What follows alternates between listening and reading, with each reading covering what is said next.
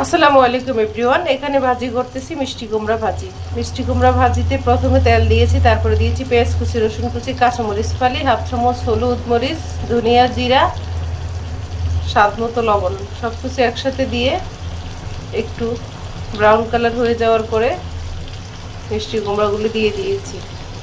আর মিষ্টি কুমড়া ভাজি অলমোস্ট ডান। অবশেষে মিষ্টি কুমড়াতে দিয়ে দিয়েছি ধনিয়া পাতা কুচি।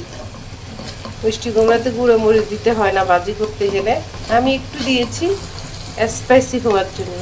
সেই জন্য সব কিছু মিলিয়ে আমি 1 চামচ বলেছি। ধনিয়া জিরা, হলুদ মরিচ, স্বাদ মতো লবণ। আমার মিষ্টি কুমড়া ডান। সবাই ভালো থেকো, ভালোবাসা হবে। আল্লাহ হাফেজ।